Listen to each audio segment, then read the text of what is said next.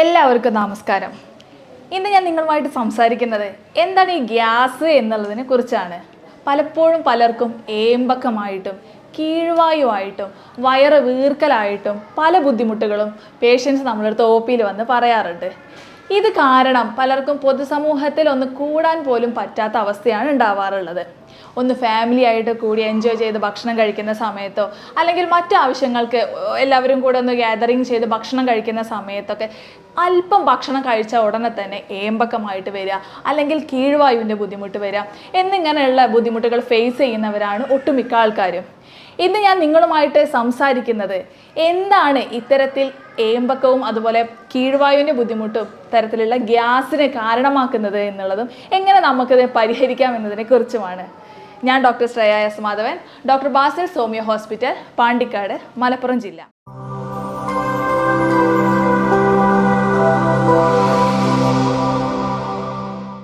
നമുക്കറിയാം, ഭക്ഷണം കഴിക്കുമ്പോൾ പലപ്പോഴും എയർ വായിലേക്ക് വരാറുണ്ട്. അത്തരത്തിൽ ഉണ്ടാവുന്ന നോർമലായിട്ടുള്ള ഗ്യാസുകൾ പലപ്പോഴും ഏമ്പകമായിട്ട് തിരിച്ചു പോവാറുമുണ്ട്. ഒരു നോർമലായിട്ട് ഹെൽത്തി ആയിട്ടുള്ള ഒരാൾക്ക് ഒരു 5 or 6 അല്ലെങ്കിൽ ഒരു 4-5 തവണ ഏമ്പക്കമായിട്ട് പോകുന്നത് വളരെ നാച്ചുറലായിട്ടുള്ള കാര്യമാണ്. അതുപോലെ തന്നെയാണ് ഫ്ലാറ്റുലൻസ് അല്ലെങ്കിൽ ഫ്ലാറ്റസ്, നമ്മൾ കീഴ്വായു എന്ന് മലയാളത്തിൽ പറയാറുണ്ട്. അതും ഇതുപോലെ തന്നെ ഒരു 8 or 10 തവണ ഡെയിലി ഗ്യാസ് പോകുന്നതും നോർമലായിട്ടുള്ള കാര്യമാണ്. പക്ഷേ ഇതിൽ കൂടുതലാണ് പലപ്പോഴും അപകടകരമായിട്ട് മാറാറുള്ളത്. അതെങ്ങനെയെന്ന് വെച്ച് കഴിഞ്ഞാൽ എത്തരത്തിലായിരിക്കും നമുക്ക് ഗ്യാസ് ഉള്ളിലോട്ട് പോകുന്നുണ്ടായിരിക്കുക എന്നുള്ളത് ഒന്ന് ജനറലായിട്ട് നോക്കാം. അതിനുശേഷം നമുക്ക് ഡീറ്റെയിൽഡ് ആയിട്ട് പല അസുഖങ്ങളുടെ ഭാഗമായിട്ടും ഇതുപോലെ ഗ്യാസിൻ്റെ ഫോർമേഷൻ ഉണ്ടാവാറുണ്ട്, അതും കൂടെ നോക്കാം. ഫസ്റ്റ് നമ്മൾ ഭക്ഷണം കഴിക്കുമ്പോൾ ഉണ്ടാവുന്ന ഗ്യാസ്, ഞാൻ നേരത്തെ പറഞ്ഞല്ലോ, നോർമലായിട്ട് നമ്മൾ ഭക്ഷണം കഴിക്കുമ്പോൾ എയർ ഉള്ളിലോട്ട് പോവാറുണ്ട്. അത്തരത്തിലുണ്ടാവുന്ന ഗ്യാസുകൾ ഉണ്ടായിരിക്കാം. അതെങ്ങനെയാണ്? നമ്മൾ ഭക്ഷണം കഴിക്കുമ്പോൾ സംസാരിക്കുമ്പോൾ എയർ ഉള്ളിൽ പോകുന്നുണ്ടായിരിക്കും. അതുപോലെ തന്നെ പ്രോപ്പറായിട്ട് ചവച്ചരച്ച് കഴിക്കാത്ത സാഹചര്യങ്ങൾ ഉണ്ടായിരിക്കും. അതായത് പലപ്പോഴും പല കാര്യങ്ങൾക്കും വേണ്ടിയിട്ട് ഇറങ്ങിത്തിരിക്കുമ്പോൾ പെട്ടെന്ന് നമ്മൾ വേഗം ഭക്ഷണം വാരി വിഴുങ്ങിയിട്ടൊക്കെ ആയിരിക്കും സ്കൂളിലേക്കാണെന്നുണ്ടെങ്കിലും ഓഫീസിലേക്കാണെന്നുണ്ടെങ്കിലും പോവാറുള്ളത്. അത്തരം സാഹചര്യങ്ങളിൽ പ്രോപ്പറായിട്ട് ഡൈജഷൻ നടക്കാത്തതിൻ്റെ ഭാഗമായിട്ട് ഗ്യാസ് ഫോർമേഷൻ ഉണ്ടാവാറുണ്ട്. നമ്മുടെ ജനറലായിട്ട് പറയുമ്പോൾ നമ്മുടെ ദഹന പ്രക്രിയ എന്ന് പറയുന്നത് സ്റ്റാർട്ട് ചെയ്യുന്നത് തന്നെ വായിൽ നിന്നാണ്. അപ്പോൾ നന്നായിട്ട് ചവച്ചരച്ച് സലൈവയായിട്ട് മിക്സ് ചെയ്തിട്ട് വേണം ശരിക്കും ഡൈജഷൻ സ്റ്റാർട്ട് ചെയ്യാൻ വേണ്ടിയിട്ട്. പലപ്പോഴും എല്ലാവരും ഭക്ഷണം വിഴുങ്ങി ഓടിപ്പോകുന്ന സാഹചര്യമാണ് ഉണ്ടാവാറുള്ളത്. അത് ശ്രദ്ധിക്കേണ്ടത് വളരെ ഇമ്പോർട്ടൻ്റ് ആയിട്ടുള്ള ഒന്നാണ്. പിന്നെ എങ്ങനെയായിരിക്കും പ്രോപ്പറായിട്ട് ദഹനം, വയറിലെത്തിയ ഭക്ഷണം പ്രോപ്പറായിട്ട് ദഹനം നടക്കാതെ വിഘടിക്കാതെ പല ഗ്യാസുകളും ഫോർമേഷൻ ഉണ്ടാവാറുണ്ട്. പിന്നെ അതുകൂടാതെ തന്നെ പല ബാക്ടീരിയകൾ, നമ്മളെ ഗട്ടിലുള്ള പല ബാക്ടീരിയകളുമായിട്ട് പ്രവർത്തിച്ചിട്ടും ഗ്യാസിൻ്റെ ഫോർമേഷൻ ഉണ്ടാവാറുണ്ട്. ഇത്തരം ഗ്യാസൊക്കെ ഫോം ചെയ്യുമ്പോൾ എന്താണ് സംഭവിക്കുന്നത് എന്ന് വെച്ച് കഴിഞ്ഞാൽ ഇത് ഒന്ന് പുറന്തള്ളുകയോ അല്ലെങ്കിൽ പലർക്കും അത് കെട്ടിക്കിടക്കുന്ന ഒരവസ്ഥയോ ഉണ്ടാവും. ഇത് പുറന്തള്ളുന്ന 2 വഴികളാണ്. ഒന്ന് നമ്മുടെ വായിലൂടെയും അതുപോലെ തന്നെ ആനസിലൂടെയും കൂടെ പോവാറുണ്ട്. അതാണ് ഫ്ലാറ്റുലൻസ് എന്ന് പറയുന്നത്. പക്ഷെ ചിലർക്ക് അത് കെട്ടിക്കിടന്ന് വയറ് വീർക്കുന്ന ഒരു സാഹചര്യവും ഉണ്ടാവാറുണ്ട്. അപ്പോഴാണ് നമുക്ക് വയറ് സ്തംഭനം തോന്നുന്നതും ഭക്ഷണം കഴിക്കാൻ തോന്നാത്തൊരവസ്ഥ ഉണ്ടാവുന്നതും. അല്പം ഭക്ഷണം കഴിച്ചാൽ തന്നെ അവർക്ക് ഏമ്പക്കം വരാൻ തുടങ്ങുന്നുണ്ടായിരിക്കും. അതുപോലെ തന്നെ ഇത്തിരി വെള്ളം കുടിച്ചാൽ പോലും അവർക്കത് ഏമ്പക്കമായിട്ട് പുറത്തേക്ക് വരാറുണ്ട്. ഇത്തരം സാഹചര്യങ്ങളൊക്കെ ഉണ്ടാവുന്നത് ഈ ഗ്യാസ് കെട്ടിക്കിടക്കുന്ന ഒരു സാഹചര്യം ഉണ്ടാവുമ്പോഴാണ്. പിന്നെ നമുക്ക് ജനറലായിട്ട് നോക്കാവുന്ന അല്ലെങ്കിൽ ഉണ്ടാവുന്ന കാര്യങ്ങൾ എങ്ങനെയാണെന്ന് വെച്ച് കഴിഞ്ഞാൽ കാർബണേറ്റഡ് ആയിട്ടുള്ള ഡ്രിങ്ക്സ് കഴിക്കുന്ന സമയത്ത്, പുറത്തുനിന്നുള്ള സോഫ്റ്റ് ഡ്രിങ്ക്സ് കഴിക്കുമ്പോൾ അതിൽ ഒരുപാട് കാർബൺ ഡൈ ഓക്സൈഡ് കാര്യങ്ങൾ ഉണ്ടായിരിക്കും. അത് കുടിക്കുന്ന സമയത്തും ഇതുപോലെ ഏമ്പക്കം നമുക്ക് നാച്ചുറലി ഉണ്ടാവാറുണ്ട്. ചിലർക്ക് അത് കൂടുതലായിട്ട് ഉണ്ടാവാറുള്ളത്. അപ്പോൾ അത്തരം ഡ്രിങ്ക്സ് മാക്സിമം ഒഴിവാക്കാൻ വേണ്ടിയിട്ട് ശ്രദ്ധിക്കേണ്ട ഒരു കാര്യമാണ്. അതുപോലെ തന്നെയാണ് പാല്. ചിലർക്ക് പാലിൻ്റെ ഉപയോഗവും ഇതുപോലെ തന്നെ ഗ്യാസിൻ്റെ ഫോർമേഷൻ ഉണ്ടാക്കാറുണ്ട്.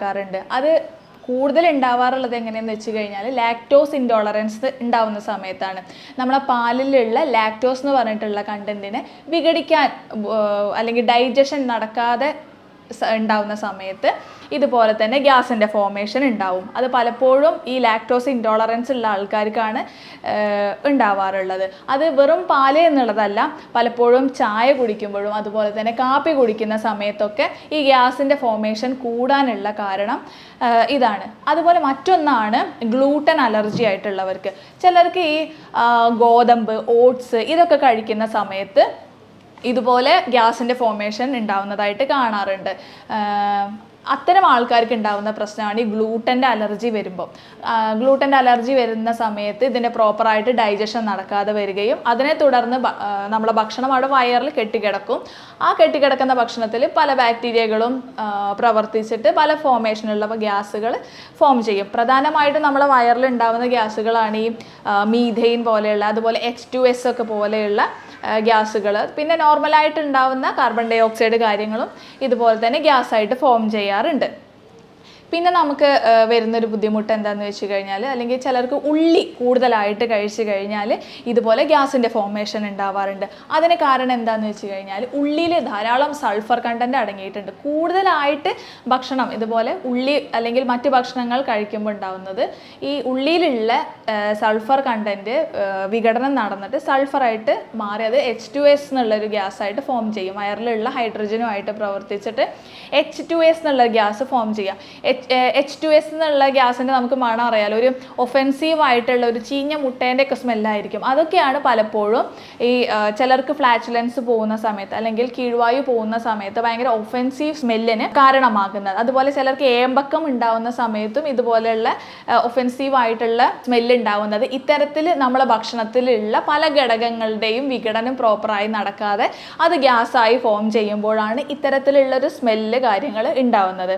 പിന്നെ അടുത്തൊരു പ്രധാന കാര്യം എന്ന് വെച്ച് കഴിഞ്ഞാൽ, അല്ലെങ്കിൽ അത് ഗ്യാസ് കൂടുതലായിട്ട് കാണപ്പെടുന്നത് എങ്ങനെയെന്ന് വെച്ച് കഴിഞ്ഞാൽ, ഡയബറ്റിക് പേഷ്യൻസിന് ഇതുപോലെ ഗ്യാസ് ഫോർമേഷൻ കുറച്ച് അധികമായിട്ട് നടക്കാറുണ്ട്. അതിന് കാരണം അവർക്ക് പ്രോപ്പറായിട്ട് ഭക്ഷണം ഡൈജഷൻ നടക്കുന്നില്ല എന്നുള്ളത് കൊണ്ടാണ്. അതുപോലെ പിന്നെ മറ്റൊന്നാണ് അസിഡിറ്റി. നോർമലായിട്ട് നെഞ്ചരിച്ചിൽ, പുളിച്ച് തേട്ടലൊക്കെ ഉള്ള അല്ലെങ്കിൽ ഗ്യാസ്ട്രിക് അൾസറൊക്കെ ഉള്ള പേഷ്യൻസിന് ഇതുപോലെ ഗ്യാസിൻ്റെ ഫോർമേഷൻ കൂടുതലായിട്ട് കാണപ്പെടാറുണ്ട്. അതിന് കാരണം എന്താണെന്ന് വെച്ച് കഴിഞ്ഞാൽ അവരുടെ വയറിലുള്ള ആസിഡിൻ്റെ അളവ് കൂടുകയോ അല്ലെങ്കിൽ പ്രോപ്പറായിട്ട് ഭക്ഷണം എത്താത്ത സാഹചര്യം ഉണ്ടാകുമ്പോൾ നോർമലി നമ്മളെ വയറിലൊരു ആസിഡ് മീഡിയം ഉണ്ട്. ആ ആസിഡ് മീഡിയത്തിൽ ഉണ്ടാവുന്ന ഗ്യാസുകൾ ഇതുപോലെ തന്നെ പുറന്തള്ളപ്പെടാറുണ്ട്. അങ്ങനെയാണ് അവർക്ക് ഈ ബുദ്ധിമുട്ടുകൾ ഉണ്ടാവാറുള്ളത്. പിന്നെ മറ്റൊന്ന്, ടെൻഷൻ അടിക്കുന്ന ആൾക്കാർക്ക് പലപ്പോഴും ശ്രദ്ധിച്ചാൽ അറിയാം എപ്പോഴും ഇങ്ങനെ എന്നുള്ളൊരു ടെൻഡൻസി ഉണ്ടാവും. അതുപോലെ തന്നെ ഭയങ്കര വയറിനുള്ള അസ്വസ്ഥതകളും കാര്യങ്ങളും അവർക്ക് കൂടുതലായിട്ട് കാണപ്പെടാറുണ്ട്. അങ്ങനെ ഉണ്ടാവുന്ന സാഹചര്യത്തിൽ എന്താ സംഭവിക്കുന്നത്?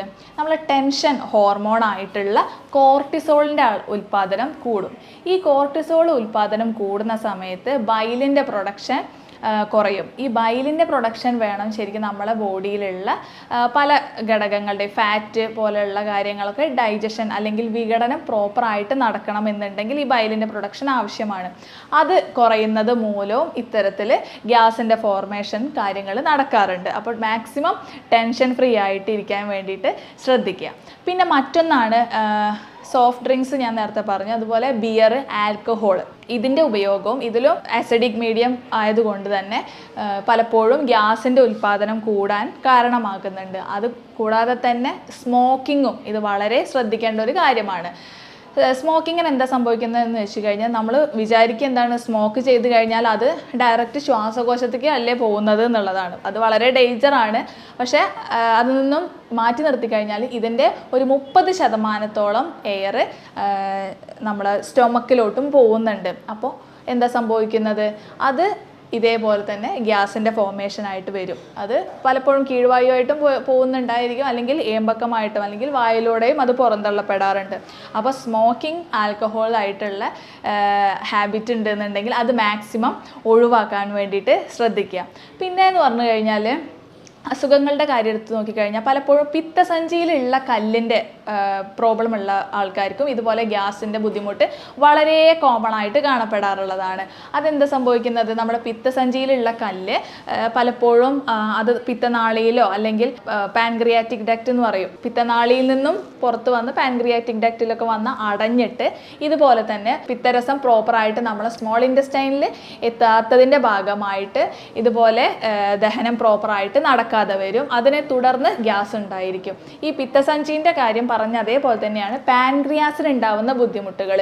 പാൻക്രിയാറ്റൈറ്റിസ് പോലുള്ള കണ്ടീഷൻ ഉണ്ടാവുന്ന സാഹചര്യത്തിലും ഇതുപോലെ പ്രോപ്പറായിട്ട് എൻസൈംസ് കാര്യങ്ങൾ ഒന്നും നമ്മുടെ ഡൈജഷൻ പ്രോപ്പറായിട്ട് നടക്കാതെ വരും. അതിന് വേണ്ട എൻസൈംസ് കാര്യങ്ങളൊന്നും ഉണ്ടാവാതെ വരികയും അതിനെ തുടർന്ന് ഗ്യാസിൻ്റെ ഫോർമേഷൻ കാര്യങ്ങൾ ഉണ്ടാവും.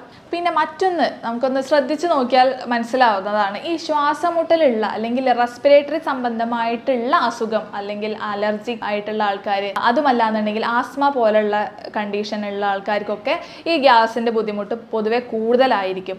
അവർക്ക് എന്താ സംഭവിക്കുന്നത് എന്ന് വെച്ച് കഴിഞ്ഞാൽ അവർക്ക് ഇനഫായിട്ടുള്ള, അവർക്ക് വേണ്ട രീതിയിലുള്ള ഓക്സിജൻ ലങ്സിൽ എത്തുന്നില്ല, അല്ലെങ്കിൽ പലപ്പോഴും ഓക്സിജൻ കിട്ടാത്തതിൻ്റെ ഭാഗമായിട്ട് അവർ നന്നായിട്ട് വലിക്കുന്ന ഒരു കണ്ടീഷൻ വരും എന്നുള്ള ആ ഒരു ടൈപ്പിലുള്ള ഭയങ്കരമായിട്ട് ബ്രീത്ത് എടുത്ത് വിടുന്ന ഒരു കണ്ടീഷൻ ഉണ്ടാവുന്ന സാഹചര്യം ഉണ്ടാവാറുണ്ട്.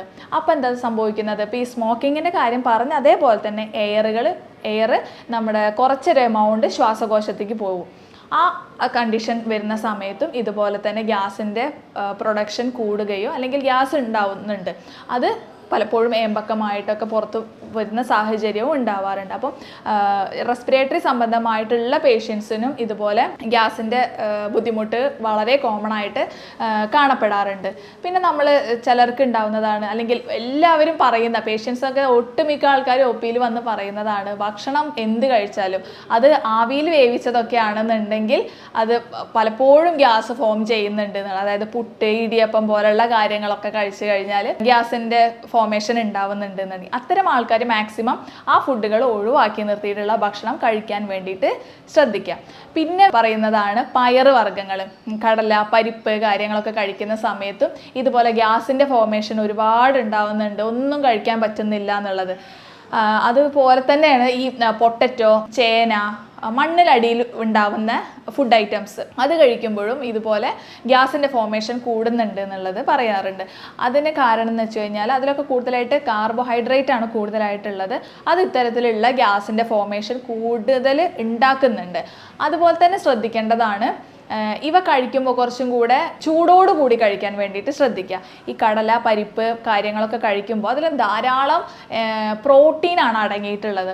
ഈ പ്രോട്ടീൻ തണുത്ത് കഴിഞ്ഞാൽ നമ്മൾ സ്റ്റൊമക്കിൽ എത്തുമ്പോൾ അത് വിഘടിക്കാൻ, ഡൈജഷൻ നടക്കാൻ ടൈം എടുക്കുകയും അതിനെ തുടർന്ന് പല ഗ്യാസുകൾ ഉണ്ടാവുന്നുണ്ട്. അതിന് സാഹചര്യം ഉണ്ടാക്കാതെ മാക്സിമം ചൂടോടുകൂടി കഴിക്കാൻ ശ്രമിച്ചു കഴിഞ്ഞാൽ ഒരു പരിധി വരെ ഈ ഗ്യാസ് എന്നുള്ള ഫോർമേഷൻ ഉണ്ടാവാതെ നമുക്കതിൽ നിന്ന് മാറി നിൽക്കാൻ സാഹചര്യം ഉണ്ടാവും. പിന്നെയാണ് നമ്മൾ പുറത്തുനിന്ന് വാങ്ങിക്കുന്ന ആർട്ടിഫിഷ്യൽ ആയിട്ടുള്ള ഭക്ഷണങ്ങൾ, അതിലൊക്കെ ധാരാളം ഹൈ ഫ്രക്ടോസ് കോൺ ഷുഗർ അടങ്ങിയിട്ടുണ്ട്. അതിലൊക്കെ ഷുഗർ കണ്ടന്റ് കൂടുതലായിട്ടുള്ള ബേക്കറി ഐറ്റംസ് കാര്യങ്ങളിലൊക്കെ ഇതുപോലെ തന്നെ ഡൈജഷൻ പ്രോപ്പർ ആവാതെ നടക്കും. അത് ഗ്യാസിൻ്റെ ഫോർമേഷന് കാരണമാക്കുകയും ചെയ്യുന്നുണ്ട്. അപ്പോൾ മാക്സിമം ബേക്കറി ഐറ്റംസ് കാര്യങ്ങൾ ഒഴിവാക്കാൻ ശ്രമിക്കുക. പിന്നെ ജനറലായിട്ട് കാണപ്പെടാറുള്ളതാണ് ഈ സീലിയാക് ഡിസീസസ്, IBS, IBD പോലെയുള്ള പേഷ്യൻസിന് പലപ്പോഴും അവർക്ക് നന്നായിട്ട് ഫൈബർ റിച്ച് ആയിട്ടുള്ള ഭക്ഷണങ്ങൾ കഴിക്കുന്നതിൻ്റെ ഭാഗമായിട്ടും ഇതുപോലെ തന്നെ ഗ്യാസിൻ്റെ ബുദ്ധിമുട്ടുകൾ കാണപ്പെടാറുണ്ട്. പിന്നെയാണ് ക്യാബേജ്, കോളിഫ്ലവർ കാര്യങ്ങളൊക്കെ കഴിക്കുന്ന ആൾക്കാർക്കും ഇതുപോലെ തന്നെ ഗ്യാസിൻ്റെ ഫോർമേഷൻ. അങ്ങനെ ഉള്ള ഭക്ഷണങ്ങൾ ഇങ്ങനെ ബുദ്ധിമുട്ട് ഉണ്ടാക്കുന്നുണ്ട് എന്നുണ്ടെങ്കിൽ അവർ ഒന്ന് ഭക്ഷണം ചൂടോടുകൂടി കഴിക്കാനൊന്ന് ശ്രദ്ധിച്ചു നോക്കുക. അപ്പോൾ മാക്സിമം നമ്മുടെ ഗ്യാസിൻ്റെ പ്രൊഡക്ഷൻ കുറഞ്ഞു കിട്ടാനുള്ള സാഹചര്യമാണ് ഉണ്ടാവാറുള്ളത്. മാക്സിമം സിറ്റിംഗ് ജോബ് ഉള്ള ആൾക്കാർക്കാണ് ഗ്യാസിൻ്റെ ബുദ്ധിമുട്ട് പിന്നെ കാണപ്പെടാറുള്ളത്. സിറ്റിംഗ് ജോബ് എന്ന് പറഞ്ഞു കഴിഞ്ഞാൽ വളരെ അൺഹെൽത്തി ആയിട്ടുള്ളൊരു കാര്യമാണ് ഈ സിറ്റിംഗ് എന്നുള്ളത്. അത്തരം ആൾക്കാർ ചെയ്യേണ്ട കാര്യങ്ങൾ എന്താണെന്ന് വെച്ച് കഴിഞ്ഞാൽ ഒരു 5-10 മിനിറ്റ് കഴിഞ്ഞാലോ അല്ലെങ്കിൽ ഒരു അരമണിക്കൂറിൽ ഒരു അല്പനേരം എഴുന്നേറ്റ് നടക്കാൻ വേണ്ടിയിട്ട് ശ്രദ്ധിക്കുക. അപ്പോൾ എന്താ സംഭവിക്കുന്നത്, നമ്മളിവിടെ ഉള്ള മസിൽസ് കാര്യങ്ങളൊക്കെ ഒന്ന് ഇളക്കം വരും. അപ്പോൾ ഓട്ടോമാറ്റിക്കലി അതിൻ്റെ ഡൈജഷനും കാര്യങ്ങളും ഒന്ന് ഫാസ്റ്റ് ആവുകയും അതിനെ തുടർന്ന് ഈ കെട്ടിക്കിടക്കുക എന്നുള്ള ഒരു കണ്ടീഷൻ അവിടെ ഒഴിവാക്കാൻ പറ്റും. പിന്നെ അതുപോലെ തന്നെ വ്യായാമം ചെയ്യുക എന്നുള്ളതും വളരെ ഇമ്പോർട്ടൻ്റ് ആയിട്ടുള്ളൊരു കാര്യമാണ്. ഡെയിലി ഒരു 10-20 മിനിറ്റ് വ്യായാമത്തിന് വേണ്ടി മാറ്റി വയ്ക്കുക. അതുപോലെ ധാരാളം വെള്ളം കുടിക്കുക എന്നുള്ളതും ശ്രദ്ധിക്കേണ്ട ഒന്ന് തന്നെയാണ്. നമ്മുടെ ഡൈജഷൻ പ്രോപ്പർ ആയി കഴിഞ്ഞാൽ തന്നെ ഒട്ടുമിക്ക അസുഖങ്ങളും അതുപോലെ തന്നെ ഈ ഗ്യാസിൻ്റെ ബുദ്ധിമുട്ടുകളും നമുക്ക് മാറ്റിവെക്കാൻ സാഹചര്യം ഉണ്ടാക്കുന്നതാണ്. അപ്പോൾ ഇത്തരം കാര്യങ്ങളും കൂടെ അതിൽ ശ്രദ്ധിച്ചു കഴിഞ്ഞാൽ നമുക്ക് ഗ്യാസിന് പാടെ ഒഴിവാക്കാം. ഇതിന് നമുക്ക് ഹോമിയോപ്പതിയിൽ വളരെ ഫലപ്രദമായിട്ടുള്ള ട്രീറ്റ്മെൻറ്റ് കാര്യങ്ങൾ അവൈലബിൾ ആണ്. നമ്മുടെ ഓരോ പേഷ്യൻസിൻ്റെയും വ്യക്തമായി അതിൻ്റെ ഹിസ്റ്ററി എടുത്തിട്ട് എന്തൊക്കെയാണ് അതിന് കാരണങ്ങൾ എന്നുള്ളത് വ്യക്തമായി നോക്കി റെപ്പട്രൈസേഷൻ ചെയ്ത് യൂറോപ്യൻ നിർമ്മിത സോഫ്റ്റ്വെയർ വഴി അതിൻ്റെ മരുന്ന് നിർണ്ണയം നടത്തിയിട്ടാണ് ഓരോ പേഷ്യൻസിനും ട്രീറ്റ്മെൻറ്റ് കൊടുക്കാറുള്ളത്. അതുകൊണ്ട് തന്നെ ഇതിന് വളരെ നല്ലൊരു റിസൾട്ട് നമുക്ക് കിട്ടാറുമുണ്ട്. ഇതുമായി ബന്ധപ്പെട്ട് നിങ്ങൾക്ക് എന്തെങ്കിലും ഡൗട്ടുകളോ അല്ലെങ്കിൽ നിങ്ങൾക്ക് ക്വയറികൾ ഉണ്ട് എന്നുണ്ടെങ്കിൽ എന്നെ കോൺടാക്റ്റ് ചെയ്യാവുന്നതാണ്. ഞാൻ doctor Shreya S Madhavan, doctor Basil homeo hospital, Pandikkad, Malappuram ജില്ല.